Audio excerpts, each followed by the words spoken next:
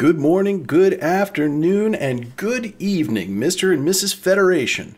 From world to world and star to star and all the ships in space, this is your October Spooktacular StarBase 118 podcast, and thank you so much for joining me again. This is Geoff Teller, your host and tour guide into some of the fleet's spooky history. This month, we are joined by new contributor Ensign Lazarus Davis, who is going to take us for a little bit of a mad science lesson. We have Lael Rossick with Halloween avatars of the past, talking about some of our contests that have been held over the years and the results that we've gotten and some of the fun times we've had with them. And then we've got Commander Kelrod of the ship that I'm on, the USS Veritas, here to talk about 5 of the most gruesome, the most horrifying, the most spooky deaths of poor folk in Starfleet history. But you've heard enough from me. I'm going to throw it over to our new friend Ensign Lazarus Davis for this Mad with Laz. I'm sure you all remember the first meeting of your introductory engineering class, assuming you were at the academy in the last 50 or so years, when Commander Torek stood before the class and dryly proclaimed, "This facility and every starship is powered by the most potent explosive known in the galaxy, the matter-antimatter reaction." But for those of us that aren't engineers or warp theorists, you probably rarely think about the constant, never-ending explosion happening within a few hundred meters, at most, from you as you go about your day. So, today I'm going to explain the basics of the matter-antimatter reaction, since it is the single most important technology aboard a ship. Without it, there is no warp travel. With no warp travel, there is no Starfleet. And with no Starfleet, well, you get the idea. Welcome to the first episode of Laser Focused with Lazarus, a 2 to 3 minute explainer on scientific and technological basics. I'm your host, Ensign Lazarus Davis, science officer aboard the USS Constitution B, undefeated. Now, today we need to cover 3 topics: matter, antimatter, and the reaction itself. Now, matter is easy. We can almost skip that one. It's stuff. Matter is just stuff. Anything that is stuff is matter. Right? Easy. Now, antimatter, on the other hand, is harder to understand. It's sort of still kind of a stuff, but it has one or several opposing properties to normal stuff. It'll be comprised of particles with opposite charges, or perhaps opposite quantum properties, or from a parallel universe. The mind doth boggle at these possibilities. Now, our fleet is primarily fueled by combining small amounts of deuterium, a hydrogen isotope, and anti-deuterium, an anti-hydrogen isotope. So, deuterium is comprised of an electron and a proton, just like hydrogen, but it also has a neutron in its nucleus. Anti-deuterium is comprised of a positron, an antiproton, and an antineutron. When these 2 different particles collide, they annihilate each other. But because energy and information are always retained in this lovely universe of ours, they don't simply pop out of existence.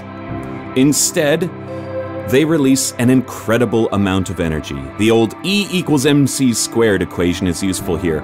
And if you crunch the numbers, you can see that by combining merely 1 kilogram of matter and 1 kilogram of antimatter, the resulting energy release, and if you're reading between the lines here, that means explosion, would rival that of the largest thermonuclear device humans ever detonated, the Tsar Bomba.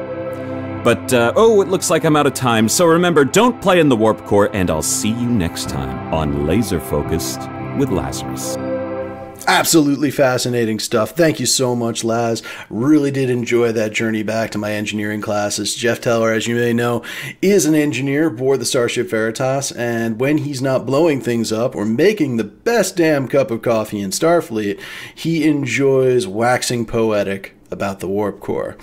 Now, we are going to go on to Lael Rossick, former chief engineer of the Veritas, currently the XO aboard the Astraeus, for her segment on Halloween avatar contests of the past and all the fun that we've had with them. Take it away, Lael. Hi, fellow 118ers. This is Lieutenant Commander Leo Rozek bringing you a segment on Halloween avatars past. The Halloween Avatar Contest has been a part of fleet tradition since 2011. Every year, crews from each ship get together and select a theme to dress up their character avatars in costume. Avatars are judged on originality, design quality, and overall crew participation. The more members of the crew who participate, the greater their chances of winning. Once the avatars have been designed, each crew member then uploads their avatar to the forums along with a quote that fits the ship's overall theme. In honor of this year's contest, the podcast team posted a poll in the podcast forums to get your input on your favorite Halloween avatar theme winners and runner-ups from past years.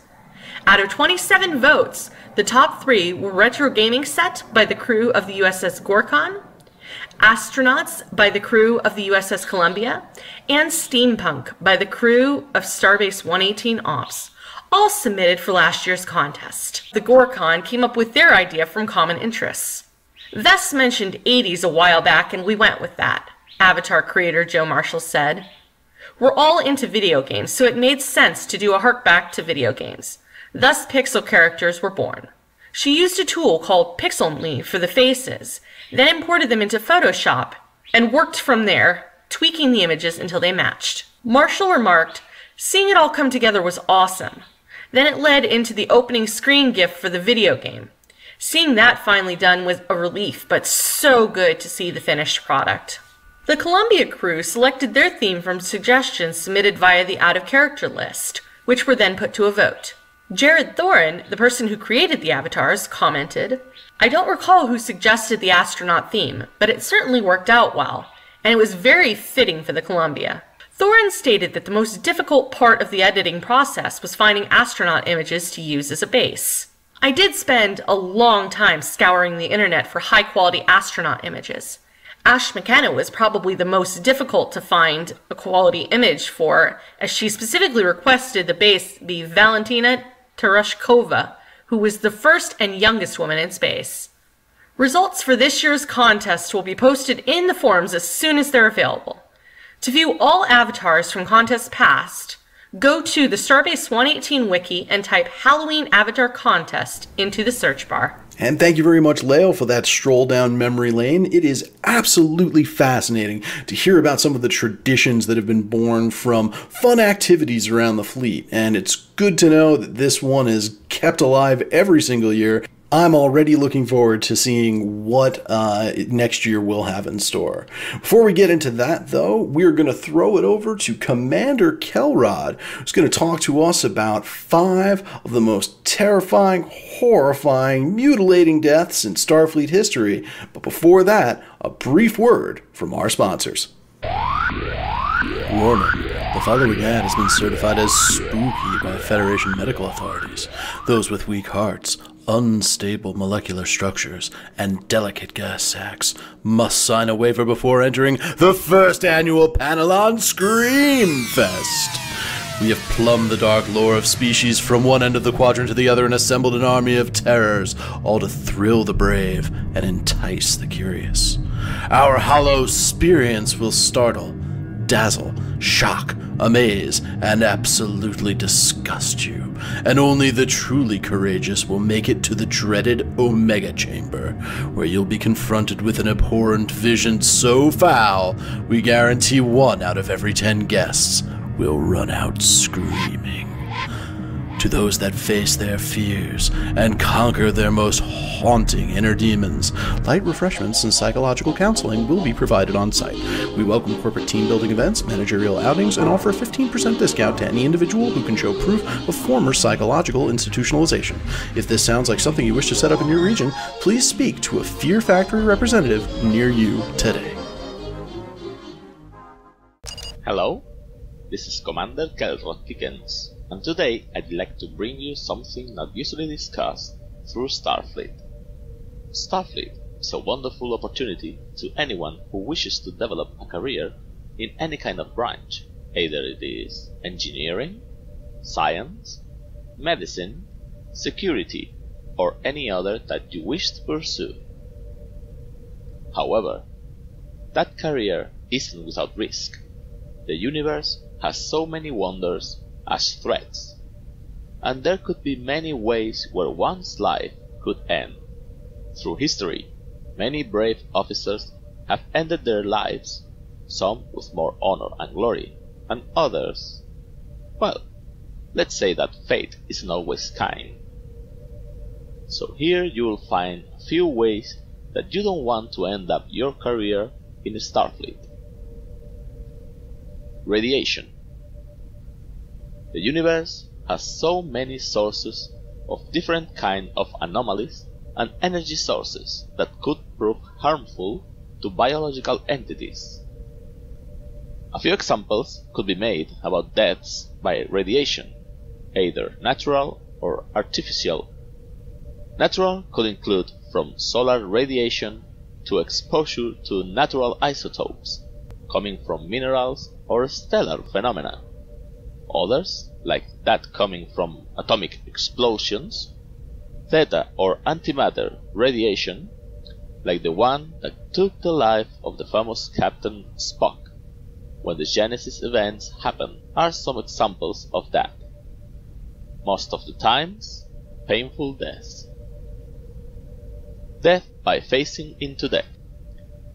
Usually, metals stick together and doesn't merge except when purposefully done, so to achieve an engineering goal. However, on rare occasions, a starship can find unexpected anomalies or phenomena that could defy the laws of physics, and if you are so unlucky to be in its way, well, you'll probably be on the losing end. A very bad scenario will be that you phase out of the ship into the void of space, but there's a more disturbing end, and that's that you only partially phase through the death, leaving you to experience a death by phasing yourself having part of the bulkhead forming inside your body, and ending up your body functions, or live enough to understand that you will experience a lot of pain and see yourself facing the fact that you will die in a matter of seconds, minutes, hours, or days, depending on the resources of your crewmates and how bad the universe feels about you.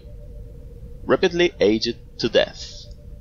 Time is a constant in our universe, right? Well, that belief can be challenged by how many times Starfleet crews find time distortions, time-traveling situations, and other temporal phenomena. There's been a few incidents where time has had some undesirable effects on the Starfleet officers. A nasty way to find your end is finding a distortion that only affects you, making time pass faster for your body than for your mind, finding yourself growing old to the point where your muscles can't support you.